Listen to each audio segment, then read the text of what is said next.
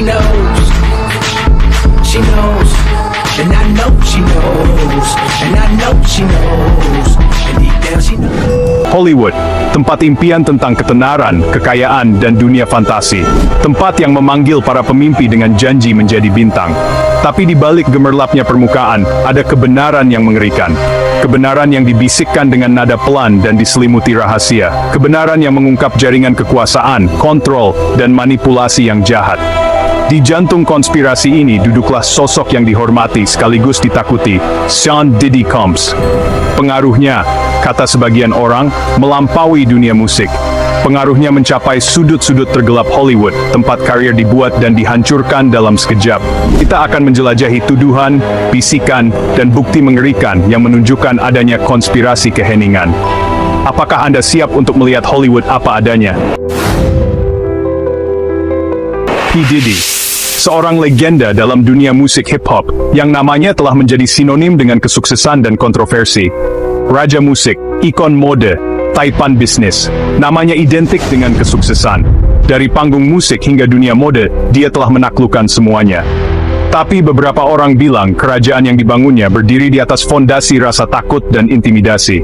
Di balik kesuksesannya, ada cerita-cerita gelap yang seringkali tidak terungkap. Rumor tentang hubungannya dengan kejahatan terorganisir telah beredar selama bertahun-tahun. Desas-desus ini tidak pernah benar-benar hilang, selalu membayangi setiap langkahnya. Dugaan keterlibatannya dalam penembakan Tupac Shakur tetap menjadi misteri yang menghantui. Meskipun tidak ada bukti konkret, spekulasi terus berlanjut. Namun, dia seperti kebal hukum. Tuduhan-tuduhan lenyap. Saksi-saksi mencabut kesaksian mereka. Setiap kali dia dihadapkan pada masalah hukum, dia selalu berhasil lolos. Apakah ini hanya keberuntungan, atau ada sesuatu yang lebih jahat yang bermain di baliknya? Banyak yang bertanya-tanya, apakah ada kekuatan yang lebih besar yang melindunginya? Mereka yang berani melawannya seringkali menemui akhir yang tragis. Kehidupan mereka berakhir dengan cara yang misterius, dan seringkali tragis. The Notorious B.I.G., teman dekat dan anak didiknya, ditembak mati pada tahun 1997. Kasusnya masih belum terpecahkan. Kebetulan? Atau ada sesuatu yang lebih besar di baliknya? Beberapa orang percaya bahwa insiden-insiden ini bukanlah peristiwa yang berdiri sendiri, melainkan langkah-langkah yang diperhitungkan dalam permainan kekuasaan yang mematikan. Setiap langkah, setiap keputusan, semuanya tampak seperti bagian dari rencana besar yang hanya diketahui oleh sedikit orang. Untuk memahami cengkeraman P. Diddy di Hollywood, kita harus melihat dulu orang yang menarik ulur benang Tommy Mottola. Mantan kepala Sony Music, Mottola adalah legenda di industri musik ini. Dia dikenal karena membentuk karier Mariah Carey, Celine Dion, dan banyak artis lainnya. Tapi kekuasaannya, kata sebagian orang, melampaui studio rekaman dan panggung. Mottola dikabarkan sebagai manipulator ulung, mengendalikan karier para artis melalui rasa takut, intimidasi, dan pemerasan.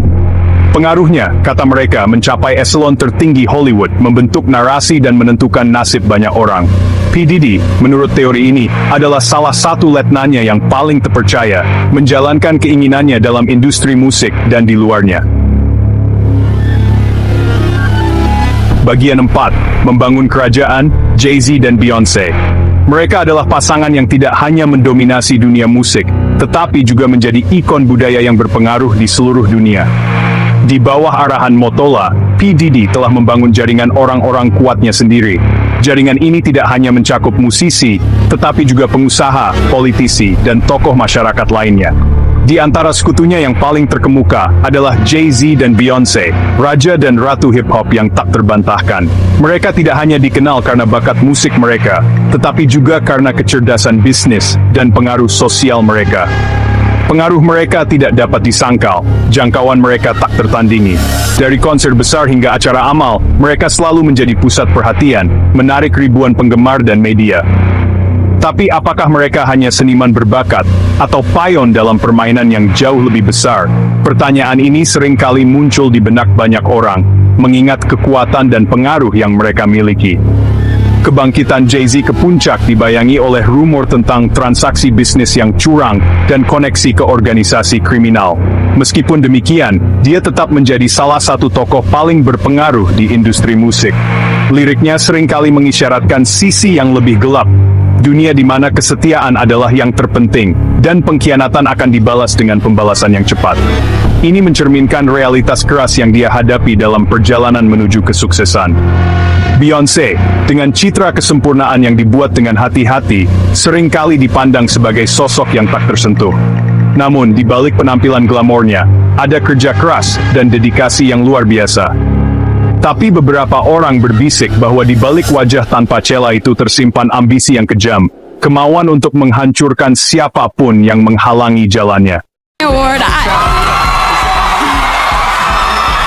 Yo, Taylor, I'm really happy for you. I'm gonna let you finish. But Beyonce had one of the best videos of all time. One of the best videos of all time. But Kanye West has had one of the greatest careers of all time.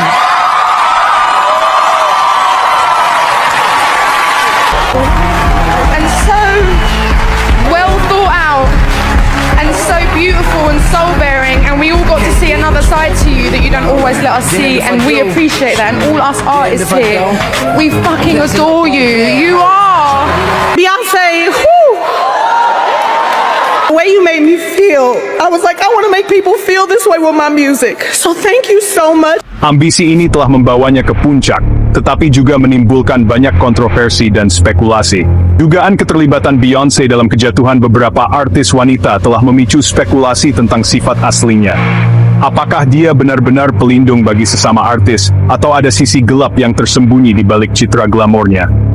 Aaliyah, seorang bintang yang sedang naik daun dan siap untuk meraih kejayaan, meninggal dunia dalam kecelakaan pesawat pada tahun 2001. Kehilangan ini sangat mengejutkan dunia musik dan meninggalkan banyak pertanyaan yang belum terjawab. Beberapa orang berbisik bahwa penolakannya untuk tunduk pada tuntutan industri dan potensi ancamannya terhadap dominasi Beyoncé menyebabkan kematiannya yang terlalu cepat. Left Eye, anggota grup populer TLC, secara terbuka mengkritik eksploitasi artis oleh industri. Dia dikenal sebagai sosok yang vokal dan tidak takut untuk menyuarakan pendapatnya. Dia meninggal dalam kecelakaan mobil pada tahun 2002, hanya beberapa minggu setelah menyuarakan keprihatinannya. Kebetulan, atau ada kekuatan yang lebih besar yang bermain di balik layar, atau pesan mengerikan bagi mereka yang berani berbicara. Banyak yang percaya bahwa ini adalah peringatan bagi siapa saja yang mencoba melawan arus. Bahkan Adele, di puncak ketenarannya, tampak gemetar saat menerima Grammy Award bersama Beyoncé. Momen ini menjadi sorotan dan menimbulkan banyak spekulasi. Keputusannya untuk membagi penghargaan, sebuah langkah yang belum pernah terjadi sebelumnya, dilihat oleh banyak orang sebagai tindakan untuk menenangkan upaya putus asa untuk menghindari murka Ratu Bey. Apakah ini menunjukkan kekuatan dan pengaruh Beyoncé yang sebenarnya di industri musik? Atau hanya kebetulan belaka? Bagian 6. Bisikan-bisikan di angin, para seniman angkat bicara. Banyak artis telah mengisyaratkan sisi gelap Hollywood dan bahaya melawan elit industri. Kanye West, yang pernah menjadi teman dekat dan kolaborator Jay-Z, semakin vokal tentang praktik korupsi di industri ini. Perilakunya yang tidak menentu, yang dulu dianggap sebagai keeksentrikan belaka, kini memiliki arti baru mengingat pengungkapan ini. Apakah dia seorang jenius yang bermasalah? Atau apakah dia mencoba memperingatkan kita tentang sesuatu yang jauh lebih jahat? Taylor Swift, korban lain dari intrik industri, telah menyinggung tekanan dan manipulasi yang dia hadapi sepanjang kariernya. Musiknya, yang dulu ringan dan riang, kini bernuansa lebih gelap, mencerminkan kenyataan pahit yang telah disaksikannya. Bagian 7. Belas kasihan Kanye. Tindakan putus asa? Salah satu insiden paling aneh dan mengungkap yang menunjukkan kontrol tersembunyi ini adalah gangguan Kanye West yang terkenal terhadap pidato penerimaan penghargaan Taylor Swift di MTV Video Music Awards tahun 2009. Meskipun awalnya dianggap sebagai aksi publisitas atau ledakan emosi, beberapa orang percaya bahwa itu adalah upaya putus asa Kanye untuk mengungkap sisi gelap industri dan melindungi Taylor dari nasib yang telah ditentukan sebelumnya. Dengan mempermalukan Taylor di panggung dunia, Kanye secara tidak sengaja menyoroti manipulasi industri. Apakah dia mencoba membebaskannya dari kontrak, narasi, jalan yang dipilih untuknya oleh kekuatan tak terlihat? Insiden ini, meskipun diselimuti kontroversi, menimbulkan pertanyaan penting tentang sifat sebenarnya dari kekuasaan di Hollywood. Dan pemenang Grammy tahun ini adalah Daniel Alvin Junior. Oh my god! Oh my god! Mari kita sambut Daniel Alvin Junior. Silahkan Kak Alvin, sepatah dua katanya. Saya mau terima kasih sama Tuhan, keluarga, dan teman-teman. Ya sebenarnya sih saya nyangka sih emang bakal menang Cool banget, kata-kata buat fans Kak. Kata-kata nggak ada sih, udah itu aja lah. Emang gua keren. Oh my god, Kak Alvin keren banget sih Roblox. Oke, karena nggak ada kata-kata tambahan, kita Nggak ada, setel aja nggak Kak Alvin ada, ya. nggak ada. Langsung kita setel. Ya udah mulai lagunya style. She knows. Lagunya kok ini sih DJ. Ini bukan lagu Kak Alvin, ini bukan lagu Kak Alvin. Oh, sorry lupa. Beyonce. Kenapa Beyonce, makasih ya Beyonce, kamu paling keren. Beyonce harus menang Grammy ini. Bukan keluarga Beyonce. Itu kenapa Beyonce pegang pistol?